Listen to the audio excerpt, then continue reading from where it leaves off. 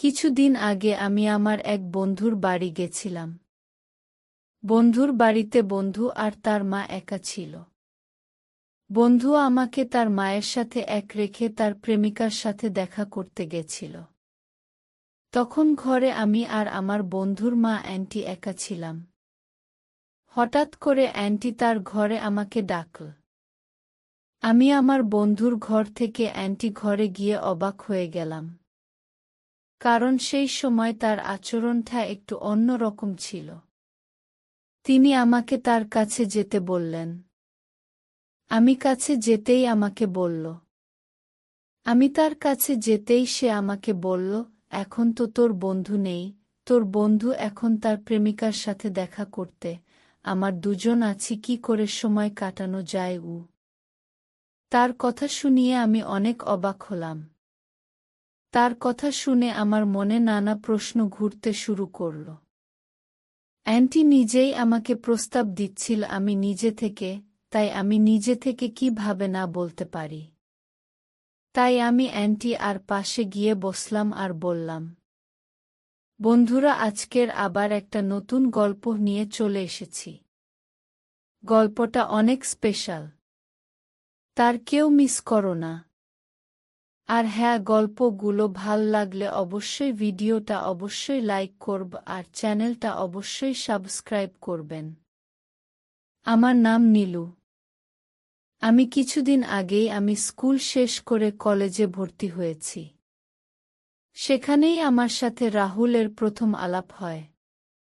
কলেজে ভর্তির প্রথম দিনেই রাহুলের সাথে আমার আলাপ হয়। আলাপ হওয়ার কিছু দিন এর মধ্যেই আমাদের বন্ধুত্ব অনেক গভীর হয়ে যায়। রাহুল খুব চনমনে স্বভাবের ছিল আর আমি ছিলাম তার বিপরীত শান্তি স্বভাবের।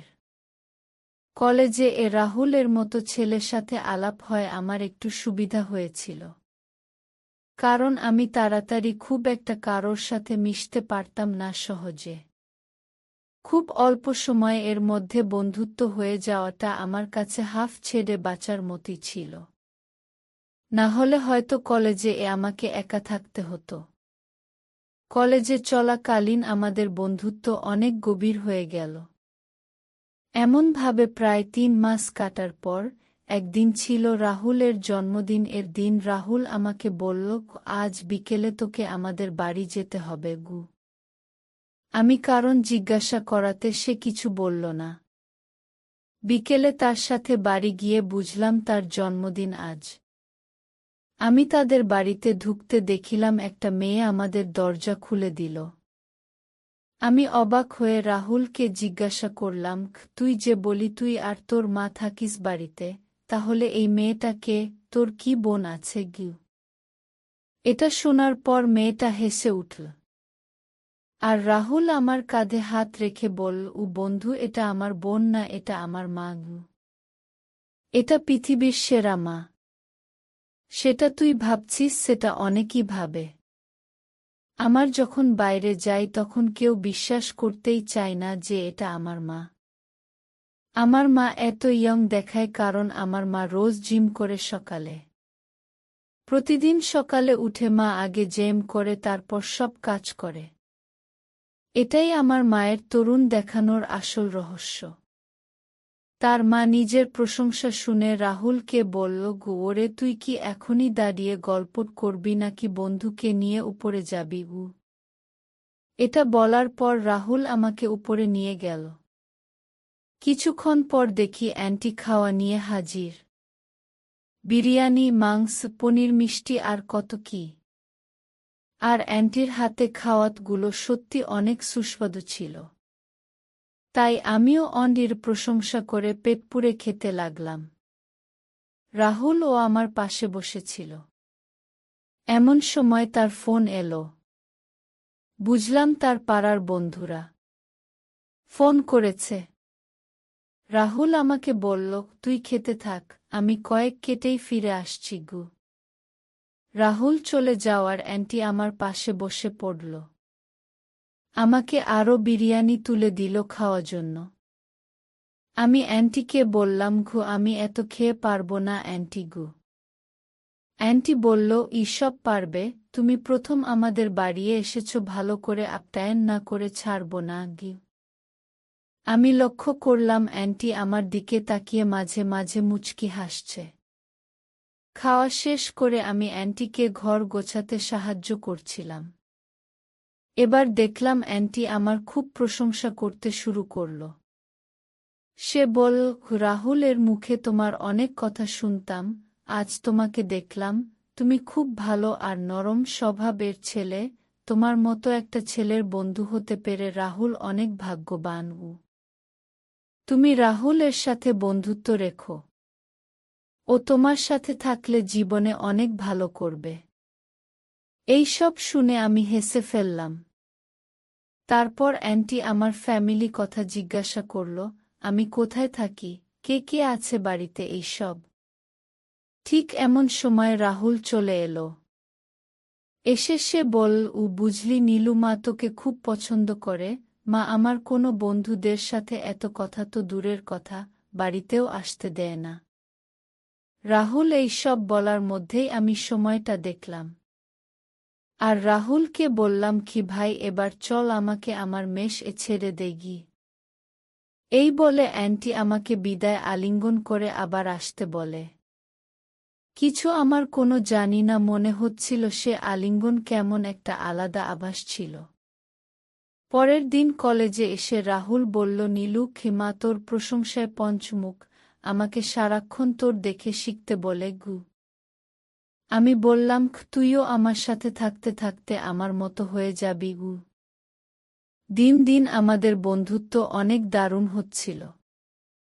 একদিন কিছু বলল, কি ভাই নীলু, আমাকে একটা হেল্প করবি, মাকে নিয়ে একটু মার্কেটে যাবি, মায়ের কিছু কেনার আছে, সে যেতে পারবে না কারণ কলেজ তার একজন বান্ধবী হয়েছে নতুন, সে তাকে নিয়ে ডেটে যাবে। আমি বন্ধুত্বই সাথে এই কথাটা ফেলতে পারলাম না। সে আমাকে বলল বিকেল 6টার সময় তাদের বাড়ি চলে যেতে। আমি কলেজে শেষ করে তার বাড়ির উদ্দেশ্যে গেলাম। রাহুল আমাকে তার বাড়ির চাবি দিয়েছিল আর বলেছিল, কেউ না থাকলে বাড়িতে গিয়ে বসতে। আমি তাদের বাড়িতে গিয়ে ডোরবেল বাজালাম, দেখলাম কেউ দরজা খুলল না। আমি চাবি দিয়ে দরজা খুলে বাড়ির ভিতরে গেলাম। ভেতরে লিগে দেখলাম সব স্তব্ধ, কিছু কথা থেকে জলের শব্দ আসছে। আমি খুঁজতে খুঁজতে একটা বাথরুম থেকে জলের শব্দ পেলাম। আমি মনে ভাবলাম, কেউ যখন নেই তাহলে হয়তো জলের কোল খোলা আছে। আমি দরজা হাত দিয়ে ঠেকাতেই শরীরে শিহরণ খেলে গেল। দেখলাম অ্যান্টি ভিতরে পুরো জলে ভেজা আর চুল থেকে জল পড়ছে। আমি হতবাক হয়ে তার অপরূপ সৌন্দর্য দেখতে থাকলাম। নিমেষেই অ্যান্টি দরজাটা বন্ধ করে দিল। আমি বুঝলাম অ্যান্টি আমাকে দেখতে দরজা বন্ধ করে দিয়েছে। এরপর আমি লজ্জায় ঘরে গিয়ে বসলাম। কিছুক্ষণ অ্যান্টি এসে বলল, নীলু, তুমি এই সময় এখানে? আমি পুরো ব্যাপারটা তাকে বুঝিয়ে বলে ক্ষমা চাইলাম। এসব শুনে অ্যান্টি বলল, আমি একটুও কিছু মনে করিনি, তুমি বসো, আমি রেডি হয়ে আসছি গু। এই বলে বেরিয়ে গেল। আমি নিজের প্রতি খুব ঘেন্না লাগছিল। তিনি তার ঘরে গিয়ে রেডি হলে এলেন। খুব সুন্দর লাগছিল তাকে। আমি চোখ ফেরাতে পারছিলাম না।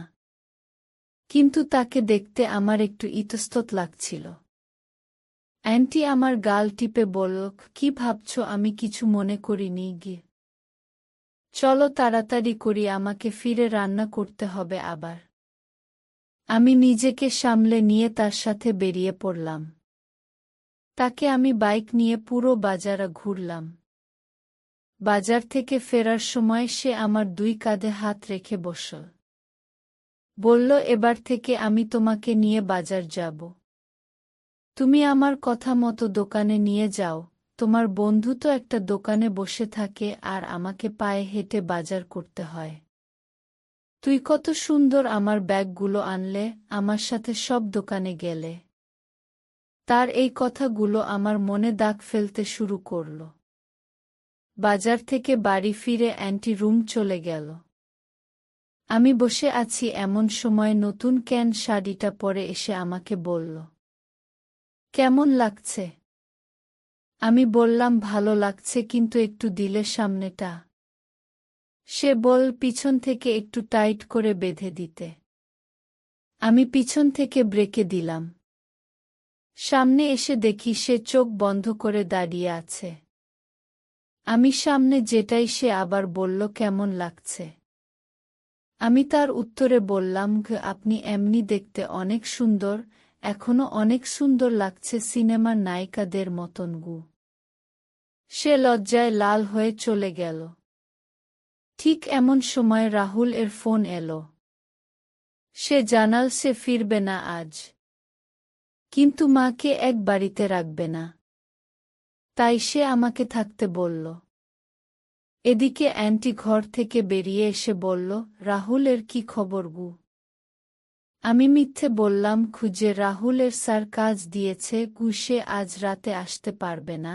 আসলে সত্যি যদি বলতাম যে রাহুল কোনো মেয়ের সাথে রাতে থাকবে, তাহলে অন্ডি ওকে এখন ফোন করে ডিস্টার্ব করত। আর বন্ধুত্বের খাতিরে তো একটি মিথ্যা চলেই। অ্যান্টি আমাকে বলল, তুমি আমার সাথে থাকো, আমি একা থাকতে পারি না। তখনও আমি জানতাম না আজ রাতে আমার সাথে কি হতে চলেছে। রাতে খোয়ার শেষ করে অ্যান্টি আমাকে তার ঘরে ডাকল। আমার দুজনে কথা বলতে থাকলাম। আমি বললাম, গ্রামে আমি মা বাবা থাকতাম, বাবা চাষ করেন, তিনি চাষবাস করেই আমাকে লেখাপড়া শিখিয়েছেন, তাই আমি শহরে এসেছি একটা পড়াশোনা শিখে ভালো করে চাকরি পেতে গু। এটা শোনার পর অ্যান্টি আমার মুখ চেপে ধরল আর বলল, তুমি কখনো ভাববে না তুমি একটা, আমি তোমার সাথে আছি গু।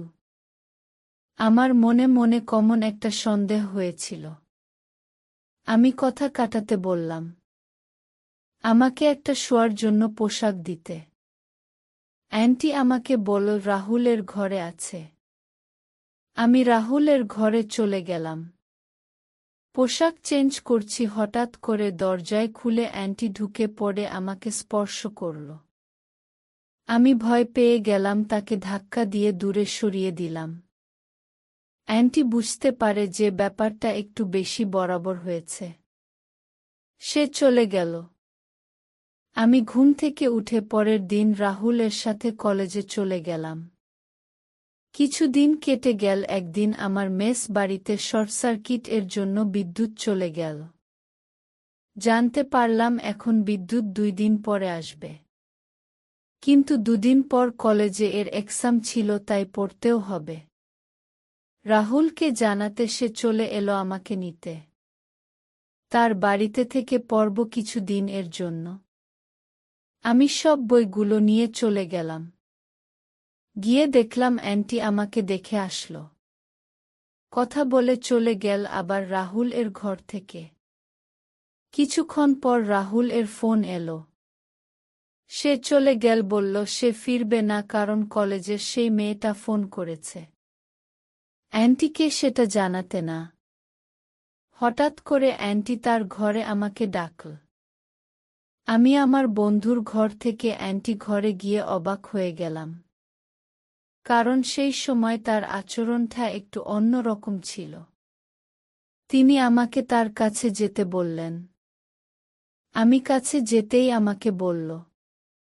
আমি তার কাছে যেতেই সে আমাকে বলল, এখন তো তোর বন্ধু নেই, তোর বন্ধু এখন তার প্রেমিকার সাথে দেখা করতে, আমার দুজন আছি, কি করে সময় কাটানো যায় উ। তার কথা শুনিয়ে আমি অনেক অবাক হলাম। তার কথা শুনে আমার মনে নানা প্রশ্ন ঘুরতে শুরু করল। অ্যান্টি নিজেই আমাকে প্রস্তাব দিচ্ছিল আমি নিজে থেকে, তাই আমি নিজে থেকে কিভাবে না বলতে পারি। তাই আমি অ্যান্টি আর পাশে গিয়ে বসলাম। এবার অ্যান্টি দেখলাম উন্মুক্ত হয়ে গেল। আমাকে কাছে টেনে নিল। এবার আমিও অ্যান্টি খেলতে শুরু করে দিলাম।